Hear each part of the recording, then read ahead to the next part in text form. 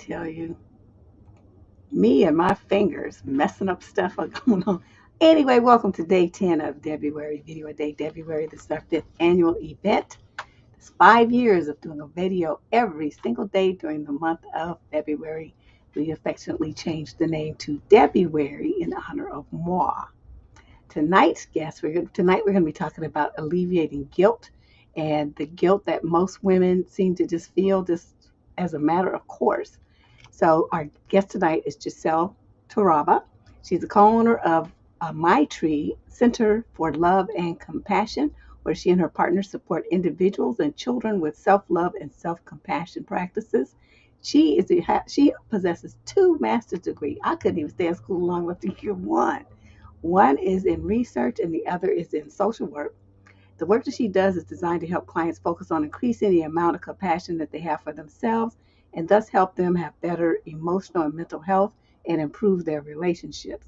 She feels that compassion is the antidote to shame and guilt, as well as it's something that helps you have greater boundaries with others. Please help me in joining and welcoming Gissele to Video a Day February 2022. Hi, Hey. Debbie. Thank you so much for having me on your show. Oh no, this is fabulous because this is a topic that I think, we're looking at a lot of things that you don't even really think about being an issue, for people. Like the other day, we had a woman on talking about shame, and the way that she talked was like, oh wow, people do feel a lot of shame. So Yeah. let's start with that, though. Can you, because they seem to go kind of hand in hand, and people get them confused. So can you kind of break down what the difference is between feeling guilty and feeling shame? Yeah, that's a good question. Okay, let me think about this. Guilt is usually something that we feel like when we've done like when we've wronged someone, for example. Like we have, I may have hurt you, and then I feel guilty, and those are the feelings that. But usually with guilt, it's easy to kind of overcome. Um, with shame is like identity.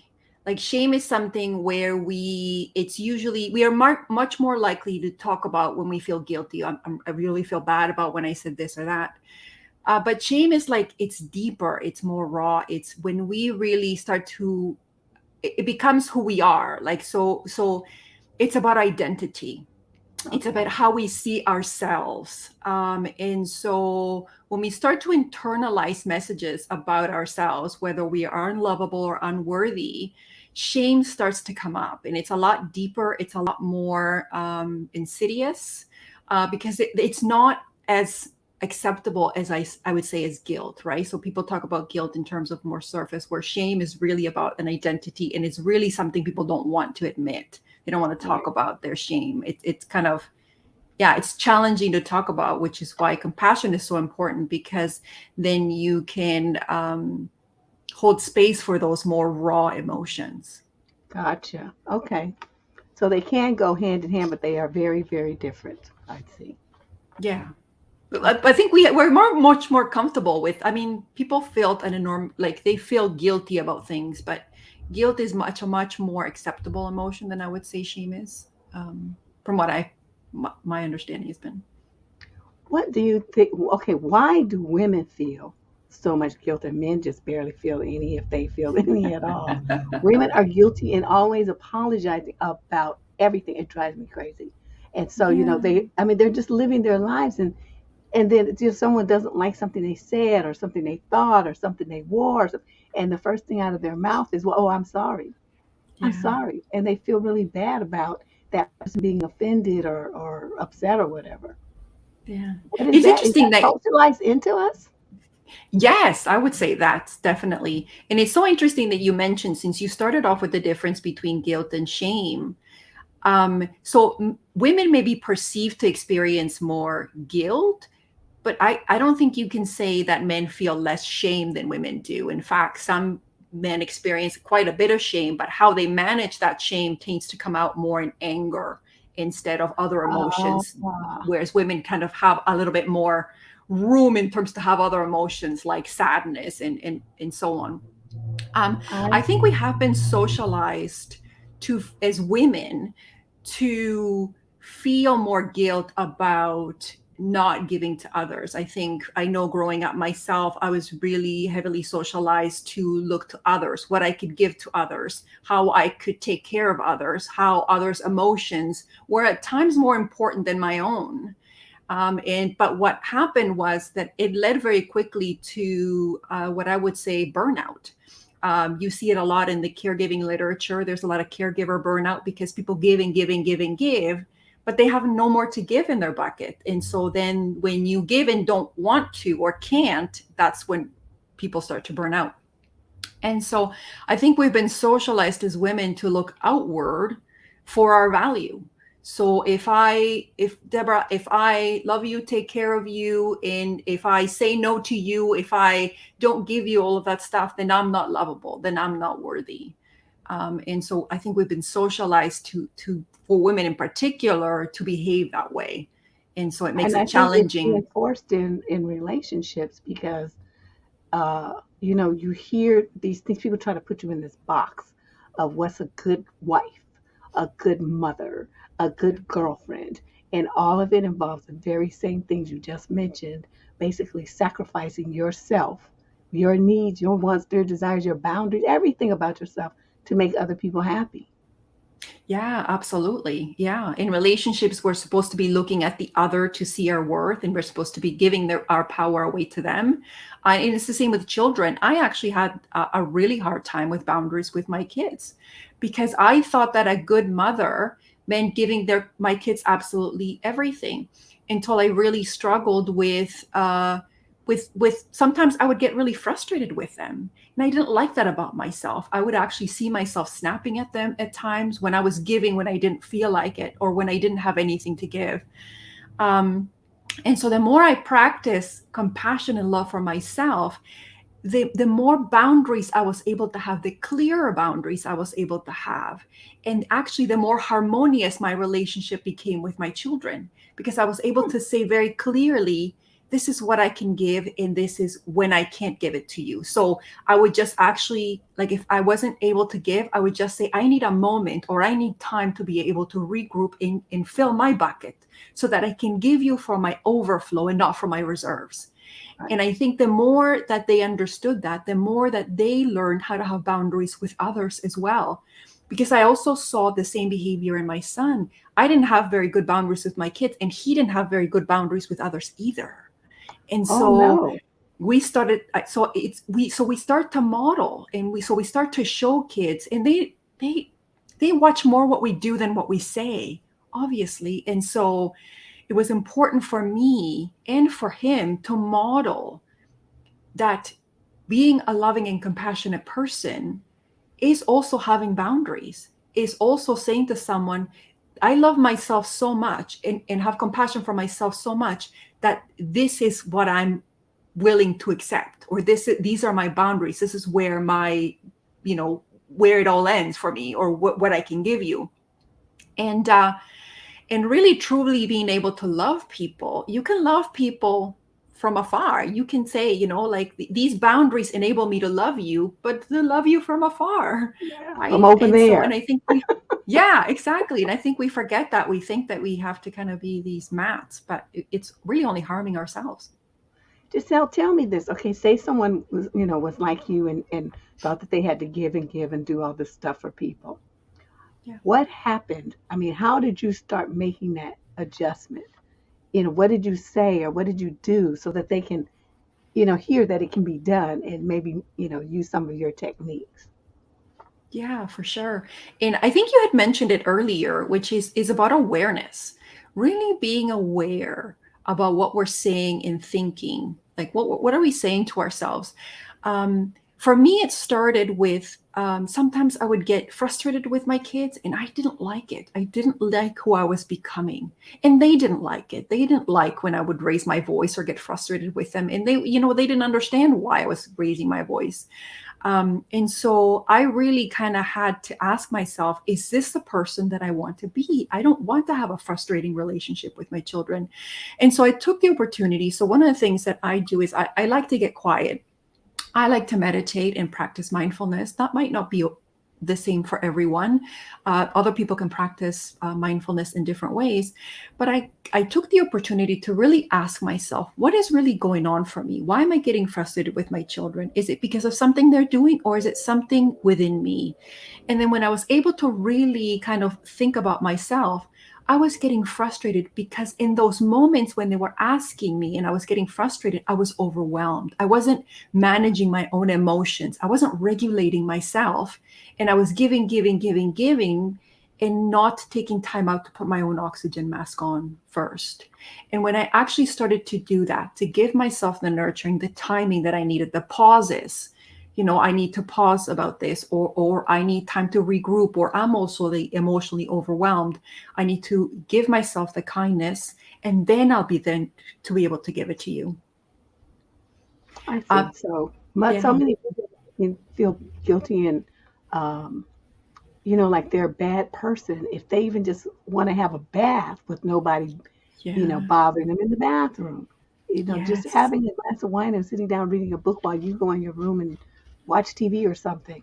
Those kind of creating those kind of spaces for themselves yeah, seems to be really, I seriously, like really struggle with that. yeah, yeah. It's so interesting because it's you giving yourself permission.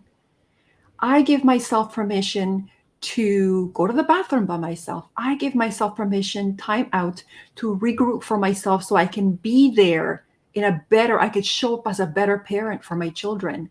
So, all of you listening, you have the right, you have the permission to be able to take care of yourself, to say no when you actually mean no, to give yourself space, to give yourself time, to choose the relationships you want to have. And I think the more that we start to practice and take those baby steps in saying, how am I going to show up for myself? You will actually start to see a shift. And that was one of the things that was kind of like a eureka moment for me, was that when I was showing up for myself and giving myself a compassion, my relationship shifted. I didn't have that resistance that I had or that friction. I was able to be then more compassionate towards them. I was able to show up in a better way. And so it's just as much for them as it is for us to practice compassion and to give um, healthy boundaries and to say no when we mean no.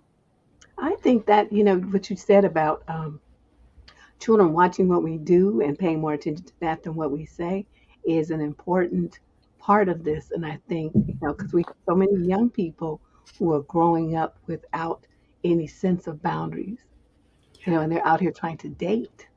Yeah. That Yeah. doesn't work. That No, you doesn't. know what I wish they would teach at school? Healthy relationships. And Yes, healthy relationships in the sense of each of us have to love ourselves first. We have to understand that we are enough and we are worthy of love, and we don't have to earn love. We're worthy just because we exist. That's it. And then once we realize we're enough, then we meet another person who's also whole and complete, and then together we can blossom. But I think what happens in relationships is we're out there wanting to find that self love out there. So, if you love me, Deborah, then I'm lovable. And so, right. but I keep trying to take that love from you. And when you don't give it to me, I'm devastated because then it's no longer there. And so we kind of give our power and authority away to other people and allow them to determine how we feel about ourselves. And so practicing self compassion really is about allowing ourselves to give ourselves what we're looking out there for, the nurturings, the patience, the time out, the boundaries. That's so important. I think, what I think too, Giselle, is there seems to be like if low self-esteem was a disease tracked by the Center for Disease Control, it would be an epidemic. It's just like Yes. all the young people have the shakiest self-esteem, and they're all depending on external sources. And I've even had women tell me this phrase here, which just put me down to the floor. He gives me my self-esteem. Yeah.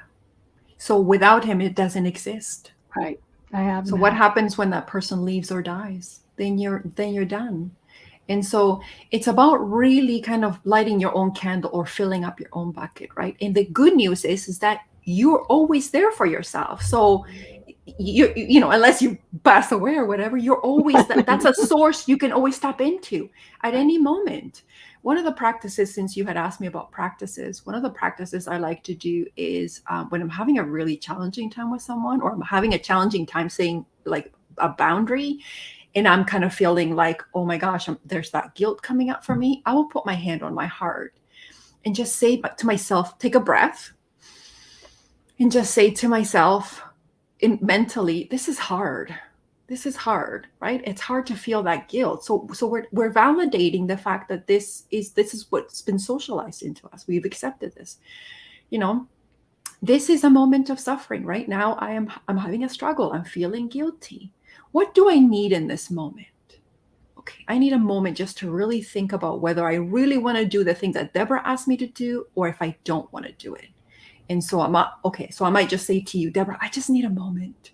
Or you know what, when I ask myself what I need in this moment, yeah, you know what she's asking me, I'm good about. Like I'm just like, I'm okay with the moving forward, even if it's scary. Okay, so then that's when I'm gonna make the decision.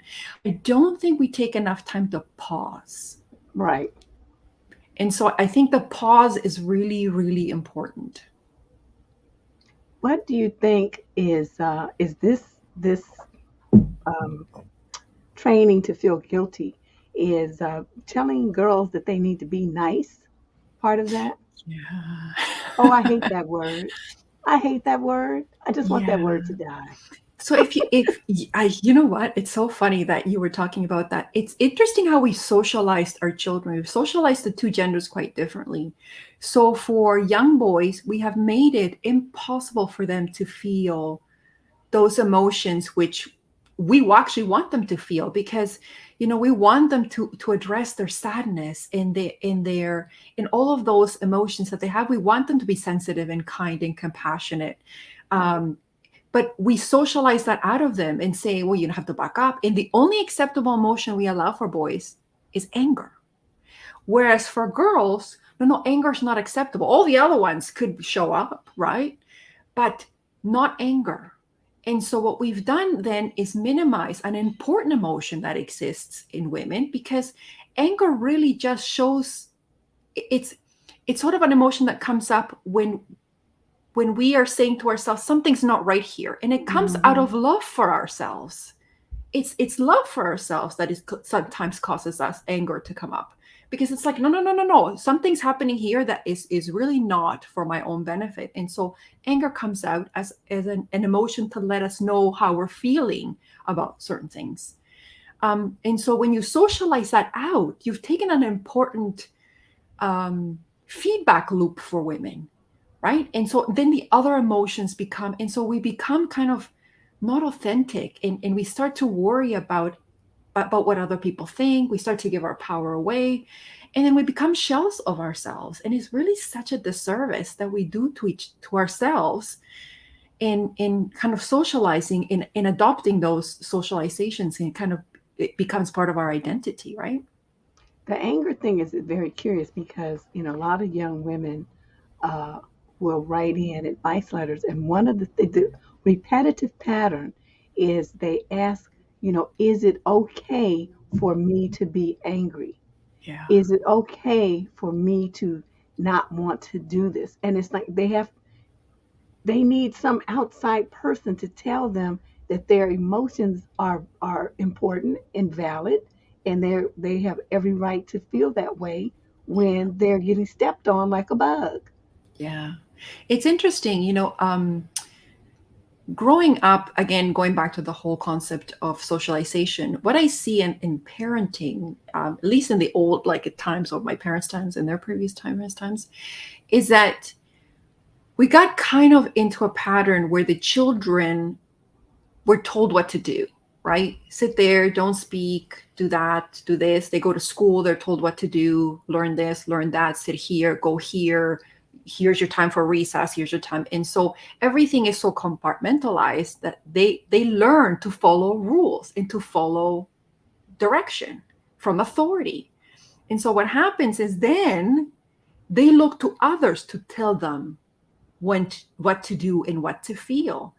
And so the whole purpose about self-love and self-compassion and having appropriate boundaries is that you take your own power back. You have your own authority. You start to ask yourself, what do I want to do? What do I feel about this? What do I really think about this? And that's why it's important to take that time to check in with ourselves.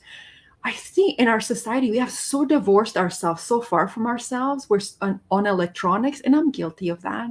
But we have stopped asking ourselves how we feel about things. We've stopped asking our inner guidance, and we stopped reinforcing that in children. But that's what really Mhm. saves children when the niggly doesn't feel right. If they're used to listening to an adult, they might listen to an adult that might harm them instead of listening to their gut, which is saying, I need to get the hell out of here. Right. And so this is where we really need to come back to ourselves and really start listening to that inner guidance, which is there to help us. Right. I think as the older I get, the more I appreciate my parents because yeah, we had certain rules that we better follow. Like if they say do your Yeah. chores, you better get busy doing them. You're not gonna cut school. You're gonna do this kind of thing. You listen to the Yeah. teacher. You sit down. You do. But in the other parts, they really uh, emphasized that we needed to think for ourselves. Yeah. And one of the few times my dad spanked my butt was when I came in saying that I wanted to do something Yeah. because everybody else was doing it. He lost his mind. I never Yeah. said that again. But Yeah. from hearing what you're saying and thinking about the scope of this, it's very important. Parents have Yeah. got to start, especially their daughters, get them away from letting everybody tell them what to do. Yeah, and you said something really key, which is so structure is really important for kids. Like my kids have chores; they're expected to do different things.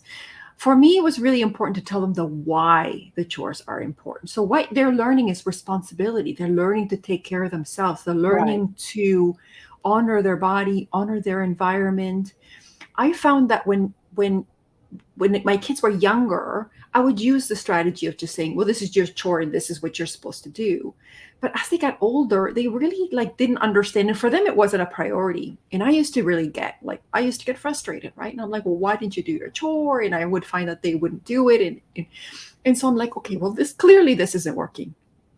And when I started to let go of my resistance and actually started to engage in them and say, this is my expectation. My expectation is that you are going to do your chores every day because number one, this is your contribution to our house. And number two, you're learning. You're learning how to take care of your environment. You're learning how to take care of your body, do your laundry, and to clean your room. Because when you leave this house, you'll be able to honor yourself in your environment by taking care of yourself.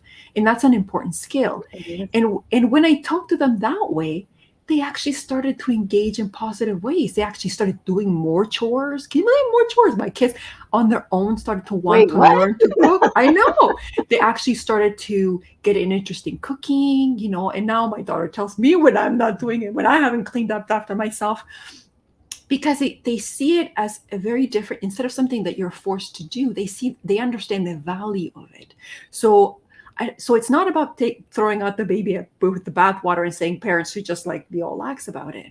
It's about really engaging in trying to help them understand that they also have a say, but they have a structured say, right? Right. So when my kids are little, no, they couldn't have ice cream for breakfast because it's not What? healthy. They're developing healthy habits. That's right. However, you could have ice cream for dessert tonight. So that, and what kind of ice cream would you like? So if you can't choose this, then you have other options. So where are your choices? Where do you have power within this framework, I guess, if you say? So, Giselle, what happens when women finally do, they try to set a boundary and they say no or, not now or whatever. And then the child or the partner, the boss, whoever, keeps wheedling. Oh, come on, come on, come on, please, please, come on, come on, come on. Why not? Why not? Why? And finally they just give in and they say, okay, what what's the dynamic there? What's going on with that woman that makes her fold like that? Yeah, yeah. It's guilty. I've been that person that has, especially with my children. And what's happening in that moment is you don't actually mean the no. So you're saying it, right? But you're not coming at it with conviction. So they pick up on that and they're like, well, I can eat, especially children are clever. They know, right? They Ooh, feel aren't the they? energy on what you're saying. You're like, well, Deborah, no. And they know if they keep going. But the good news is, once you set your firm boundaries, you only have to say no once or twice an instant. So if you say no, I'm standing by my no. And it doesn't have to be a harsh or aggressive no. It's just I'm standing in my own power and my own authority. No, no. This is what you can do. You can do, maybe you can't do this, but you can do X, Y, or Z. But I'm saying no for this. And Right. that's it. And when you stand in your own authority, nobody could take it from you. It's when we wobble, like when we're not quite sure, and like, oh, well, what if they don't love me? What if they withdraw love? What if they leave? What if they think I'm a bad mom? It's all of those thoughts that we are having about the interaction. All of those thoughts that we think love is going to be taken away. I'm not going to be perceived in the same way. But if we take time to reassure ourselves, I'm still lovable. I have a right to my boundary, and I can give other options. So if I'm saying no for this, maybe perhaps there's something else that I can give or Right. offer. Yeah, I think you're right that love will be taken away thing Yeah. is very popular, and a lot of girls don't want to tell guys no. Yeah. They don't want to do whatever it is he's asking. Even just go out with somebody that they're not really attracted to, because they want to be nice and they don't want to hurt anyone's feelings. Yeah. Whereas your friend over here Yeah. lives for those moments. Yeah. Yeah. It's What like if about I have to choose between your feelings being hurt and mine, guess what? It's yeah. going to be you under the bus every time. Yeah. So, And I love that you said that, because self compassion really is about treating yourself the way you would your best friend. What advice would you give your best friend? Would you tell them, oh no, just go with anyone, or just let him push you around, or just always do what he says? Would you tell your best friend that? Then I don't know if you'd be best friends sure. for long. But the advice you would give to yourself should be as if you were your very own best friend, right? No, you can do better. You don't have to just take anyone that looks at you, right? You are worthy, you're Really. valuable, you deserve to live a flourishing life. Ladies, if you have a question that you'd like to ask, here is the link. You can either call in or you can post your question in the chat and I'll put it on the screen. Um, what you make sure that you type question first and then then type the question so it'll show up and I'll see it. It'll be in big letters so I don't miss your question. Okay. Um, and we're talking about, in case you did, I see a couple people that just got here. We're talking about guilt tonight. And our expert on guilt and self compassion is Gissele Taraba from the My Tree Center on Compassion. So she's here to talk to you about that. If you've been wrestling with feeling guilty about the boundaries that you've been trying to set up with your partner or your children, your employer, your extended family, whatever, you're struggling with that. This is the lady to get some tips from. You better speak up while she's here. And I love that you said employer too, because it also happens at work, right? We're so used to those power over approaches. And it's about what we tell ourselves. So I can't find another job. This is as good as it's going to get. And so the beginning journey of shifting away from guilt is really about noticing what we're saying to ourselves and how we're speaking to ourselves and what stories are we telling ourselves that are most likely not true. I would say, yeah, I had a boss like that. Oh my God, he was just terrible. We had a bit of a exchange, shall we say. Yeah. And he was like, well, I said I didn't want to do something. And he says, well, I can make you do it. I said, no, you can't. I said, you can tell me to do it. And then if I still say no, well, I can do I can make you. I said, no, because I have the trump card. I can always get up and walk out to the store and I'm still not going to do it. So either I'm not going to do it and stay here and work with you, or I'm not going to do it and I'll be gone. Which one do you want? And Yeah. he could not believe that I said that. I used to work in law firms with, like some of the jerkiest attorneys. I mean, they made money and they had, these really power kind of attitudes, and they were always just giant egos walking on two legs. But I don't care. You're not going to treat me like that. You're not going to talk to me like that. And that's just the way it was. I don't care how much money you bring, it's not going in my pocket. Yeah, you know what? Bravo for standing up for yourself. And it's so interesting. Some of the work that we do is bringing compassion into the workplace. And so that power over approach, that I'm the boss and you're that kind of the minion, is so outdated. And that's just why you're seeing part of the reason why you're seeing the great resignation. People are tired. They don't Yeah. want to work in places where they feel like they're the low person on the totem pole and not paid appropriately and compensated what they're valued. And so that style really is so outdated. But an interesting story about lawyers is that a lot of them are socialized that way. So if you look at sometimes the way judges treat lawyers, is really like, "Arr." And apparently it's a whole culture of that treatment, how people treat each other. Like it's like dirt, and you're like, how has this been made acceptable? It's really interesting. Yeah, unless you're one of those big wig attorneys high on the, as you call it, the Wow. totem pole, then Yeah. they go to golf with the judges and go to parties with them and on sailing and all kinds of stuff. But your average person, no, that's doesn't gonna happen. Oh, here Yeah. we go. We have a question for you, Candace. Yeah, that's a good one. Oh, sure is. Yeah. Thank you for asking that question, Candace.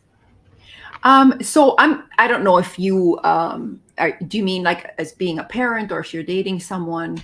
But the truth of the matter is that you deserve to have time alone. Everyone deserves to have time on their own to touch in and to check on themselves to see how they're feeling. I think when She we kind of fleshed it feel, out.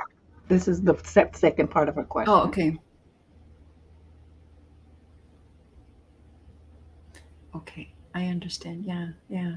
Especially when you are a single parent, you have to be everything to the kids, right? But the one thing I will say to you is that you can't be your best if you're burnt out. You can't you can't be everything that they need you to be if you get burnt out, are start getting frustrated with them and angry, if something happens, if you fall ill. So taking the time out for yourself is like recharging yourself. So imagine, everyone seems to have a phone nowadays. Imagine Yeah. if you decided to always keep your phone at 3%. How good would that be? It would be challenging, right? Because it would keep, like dying out, and then you charge it. And then eventually what happens to the battery over time is that the phone stops working very well because you haven't fully charged it. It's the same for you. You have to be able to charge your battery so that you could show up for your kids 110%. But you have to put your own oxygen mask on first. You can't. I have done it and I have seen it. That's the number one cause of caregiver burnout, which is we give when we either have nothing to give or we don't want to. And so the best way for you to be the best mom is really to take time out for yourself. Now, the other thing that I would invite you to do is, I know that that there's feelings of guilt there because you haven't been able to give the children the life of luxury. I will say that also knowing kids that have luxury, they don't always fare out well either. Like kids that have extreme wealth and all of those luxuries, they don't necessarily fare well. What kids fundamentally need are parents that are there for them, that offer them love and see them and see their value and support them, as well as obviously give them the fundamentals of food and shelter. So helping yourself address the emotions, you're doing the best you can. You really are. And as a mom of three kids, by the way, let me just go like this to you because I have two Oh yeah. kids and I have a partner, and having two kids sometimes kicks my butt. So the fact that you are a single mom with three kids, bravo to you. You are doing the best you can and you are doing a great job. Kids are not always going to be grateful because they see things from their lens. They only see as like, oh, I only see what I'm not getting. They don't see how much you're giving, but they will. They absolutely will. because when kids get older, it's a whole different perspective. When they become parents or they're in a similar situation, they gain perspective. So what I would suggest to you is to give yourself the compassion of saying, I'm doing the best I can, and I'm doing a great job, and I have a right to take a bit of time out for myself so that I can then be able to show up my best self for these kids. I like that. That's a good answer. You like that, Candace? Thank you. I think that's good. Thank Well, you. let's see. This looks like everybody's either very shy tonight or they maybe don't have any questions because you explain things very well. Oh, thank you. Yeah, you're very thorough. But I do want to, give you the opportunity to kind of sum things up and, Yeah, for sure. tie all your ends together and then Yeah. let everybody know where we can find you. Yeah, for sure.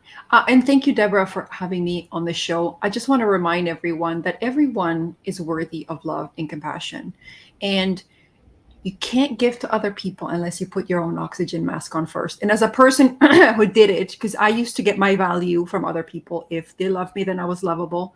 And if I said no, they would withdraw their love from me. But when I started to practice that, taking and honoring myself, that's when people began to reflect back to me that honor. They would honor my word. They would not cross my boundaries. They went, but I needed to do that for myself first. I needed to show up for myself and say, I'm not going to allow people to cross this boundary. This is where my boundary ends. And then people mirror that back to me. And so each of you deserves to have time for themselves, to have compassion and love. Everybody is worthy. And how it starts, where the point of start is really to be aware of how we talk to ourselves and what stories are we telling ourselves that aren't true. The stories that tell us that, if we say no, then they're going to leave us, or I'm not going to be as good of a mom because I'm not giving my kids every single minute of my life. But these stories aren't true. We got two questions in from the late birds. Do you have time to Yeah, yeah, respond of to them? course. Okay, Yeah. here's one. And this is important. Ooh, people beat themselves up so hard and so long about a poor decision that they made. Yeah. Yeah. Yeah. Your health on all levels, B. Howard? Hmm. Mhm. Can you give a little bit more information, like how has it impacted you? Oh, I'm guessing I would say that probably the lack of forgiveness or the guilt really is impacting your health because you haven't allowed that emotion to kind of come through. Um, Self-forgiveness is really, really important, because when we kind of harbor that anger for ourselves, it does lead to ill health because what we're doing is we're poisoning ourselves. We are so angry with ourselves that we're holding on to that. And so I will just say that everyone's doing the best they can, including you. We all make mistakes. We all have done it. You're not alone. I have done things that I felt bad about. I have done things that I wish I could change. But my feeling guilty doesn't really change anything. In fact, it's just really harming myself. And so instead of motivating yourself with criticism, can you take the time to actually say, I would, I made a mistake. Everyone makes mistakes. I was doing the best I can with the knowledge and understanding and awareness that I had at the time. I know different now, and I'm choosing to accept that that happened, forgive myself for that, and choose differently next time.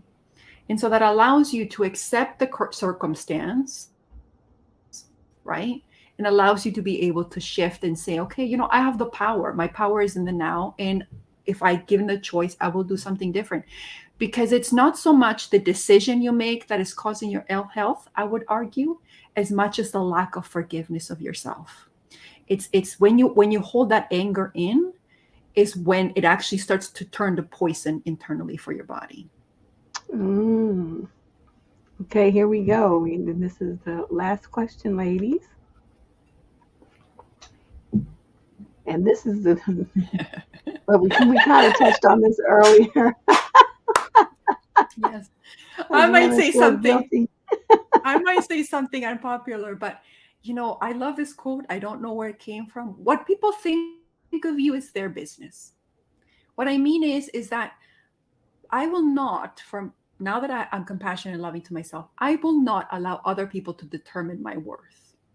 People have lots of different thoughts about me. Some people think I'm great, other people may not think I'm great. That's their business. That doesn't determine my worth because I'm not willing to give them that power. I'm not willing to give them that authority. Now, some people may have a vested interest in calling you a B because you say no, because you're not giving them what they desire, right? But Exactly. that is not your issue. That's their issue to manage, right? That doesn't make you a B because you say no. And I think that's their problem. What you're doing is you're taking on their issue, which they need to manage. You need to, I would suggest standing your own authority. Saying no is perfectly acceptable. No is a complete sentence. Yes. Well, this Amen has to been that. great. Thank you so much, Gissele. So let everybody know where they can find you online Yeah, and, for sure. So, read some of your stuff or interact with you. yeah, for sure. So I can be found at www.maitricentre.com, so maitrecenter.com. We also are on different, we're on Facebook, we're on Instagram, we're on Twitter as well. And we're all actually also starting a community that will be free for people to come talk about compassion and self love as well. And that will be coming up. So if people sign up to our newsletter on our site, then they'll be able to know when the community is. And it'll be a community of people holding each other and loving compassion through all of our struggles, right? Oh, Because that we're all sounds doing the best we wonderful. can. Yeah. That's absolutely right. Well, Thank you thank so you much so again much for inviting for me. offering to spend your time here with us on February and making this a very, very well-rounded presentation this month. We're getting it from every angle. We're hitting it from Thank every you. angle. So thank you. Thank you. Talk And to you thank you very later. much for the viewers. Bye. Bye bye. All right, you guys. That was Gissele Taraba. I love what she had to say. And I think, just think about what happens here on every Tuesday when we do the advice column. The young ladies that write in confused and feeling guilty about saying no and having boundaries and wanting something that someone doesn't want to give them. Do they have the right to break up? I mean, all kinds of guilt women feel about making choices and decisions that are in their own best interest. I don't get it, and that's why I was so happy that she reached out to come on to the show to explain it from a professional point of view. She this is her work, and so me, I'm just like, oh, whatever, you crazy, something's wrong with you, I don't want to be bothered. But that's not necessarily the best way to do it. So she is explaining, like, how you come to have these ideals and the belief that you should feel guilty and what to do about it. Okay, so let me see. I was gonna tell you what we got coming up. So tomorrow is Friday. Friday, you said she was awesome. Well, that's good. I'm glad. Yeah, I enjoyed her too. Uh, Tomorrow's Friday is the $8 per question show that you guys been asking for since we did it last time. A lot of people missed it because they waited till the very last second when I was already signing off to raise their hand and all that. Don't do that this time, okay? If you have a question, as soon as we start asking for people to submit their question, then respond, please, okay? I would like to do this and get on and off within 2 hours. Then on Saturday at 4, we're going to have an upload premiere so you can come and chat. It's called Be Your Authentic Self with Heidi Bright. She's going to teach you, we're going to talk about how women try to hide who and what they are and try to please other people and be what they want to try to make them love them and all these changes you guys go through. So she's going to talk to you about that. And then on Sunday at 2:30, we have two shows on Sunday. On Sunday at 2:30 is a live stream. This is Pacific time. Trish Angel Roberts out of Atlanta is going to be here speaking about how to slay self-doubt. This questioning of yourself and doubting yourself. So you're going to talk about that. And then on Sunday afternoon is another upload premiere called Find Your Power with Annette Simmons. So as you hear, we got even more great stuff, and this is only the second week. So, week 3 and 4 is going to be just more of the same. I hope you guys are keeping your notebooks as I suggested so that all your notes about these different conversations is in one place. It'll make it easy for you to find later on, okay? But in the meantime, what was I going to do? Oh, yeah, I'm going to show you the calendar. This is the calendar for next week, starting on Tuesday. Okay. So you can just see, if you want to see these calendars, they are posted on the community wall on YouTube. Okay. So you can just go there and take a look at them. And then, yeah, that's about it. So then I will see you guys tomorrow. Be here at 6 o'clock p.m. Pacific time. That's 9 if you're on the East Coast, 8 if you're Central time. And this is the $8 per question advice show where you get your answer right here, right now. That's tomorrow evening. So enjoy yourself, and I'll see you guys all tomorrow. Bye.